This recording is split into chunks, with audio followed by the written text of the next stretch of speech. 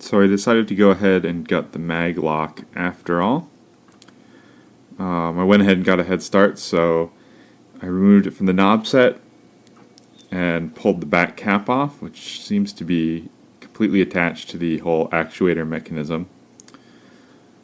There's this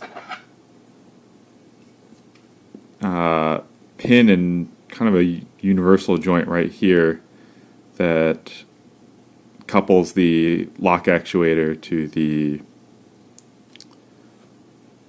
lock itself. I also went and removed two of the set screws in the side. So these two set screws are actually integral to the functioning of the lock, it turns out. And unfortunately I had to destroy one of them in order to get it to come apart. I just put the screwdriver in there and it was so brittle it just fell apart after all those years.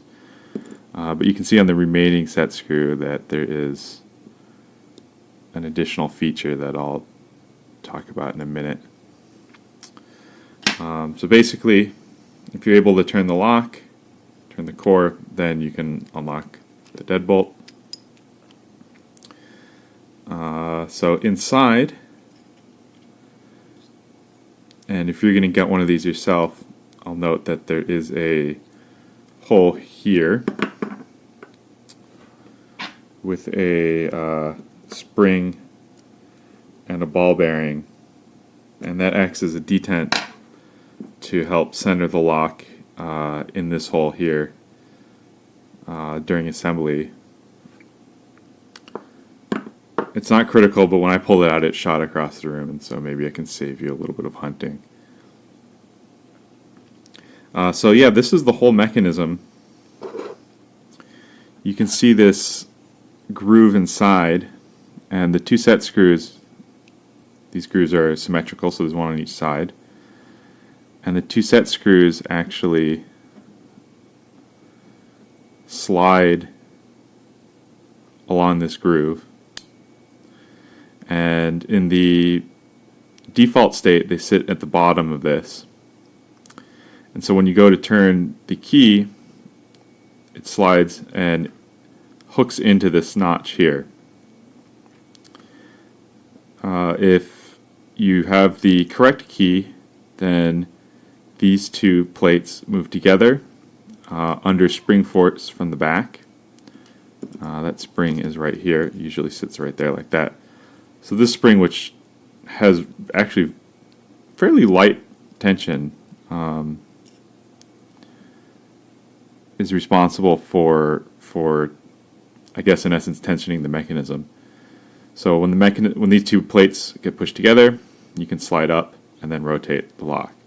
However, if you have the wrong key, you get trapped in this notch right here and you can't turn the lock any farther.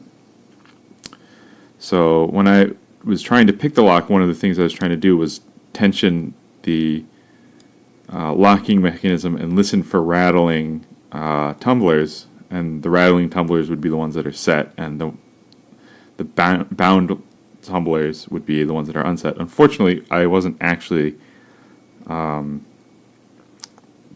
them. I was actually just stuck in this groove here, and this spring does all the tensioning. So what ended up happening was I was not able to hear a difference. So it's kind of an interesting tension mechanism. So if I pull this apart, it will become clear exactly how these two plates come together. So you can see on one side, there are 4 tumblers, and these tumblers are free to move inside of these 4 chambers, and they're held together with what look like brass or copper C-clips. And when these tumblers are in the correct of 8 possible positions, then they match up with these holes right here. So these holes are what determine the bitting of the lock. So then they match up, then these two plates come together, and we can unlock. If you look at the other side, you can pull off this cover plate.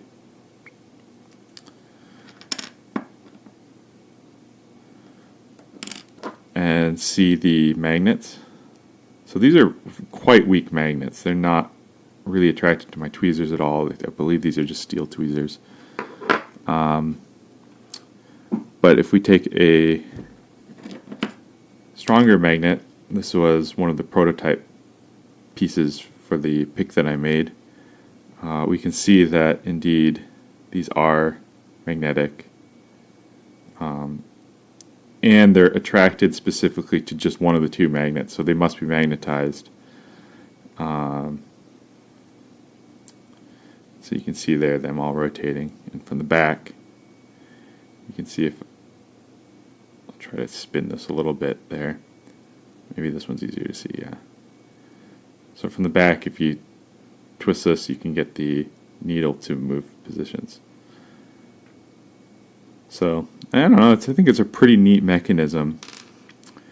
One thing you can notice, though, is that a real weak point is this plate here. It's just stamped out of, what is that, maybe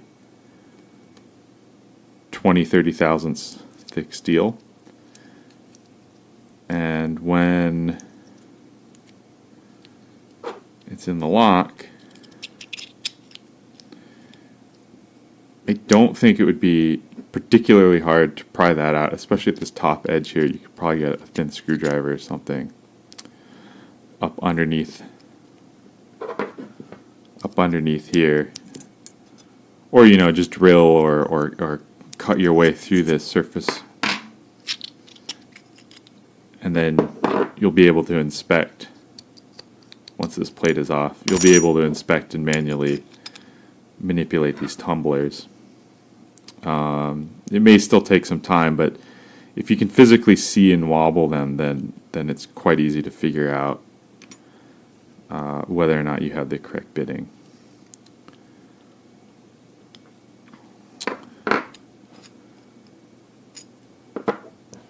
And so, yeah, I think that's it. Hopefully I can get this back together, and hopefully I can get this pin replaced. I'll try to put some closer photos at the end of this video because this camera can't zoom too close. Alright, one last thing. I thought I would just show this working with the key. So if I insert the key, then the bitting lines up. Remove the key, it jumps back. So it's pretty neat. I'll try to get the top piece to just drop in. There we go. So there with the key, everything lined up, and these two halves can come together, and the set screws can slide through, and the core can turn. Alright, thanks for watching.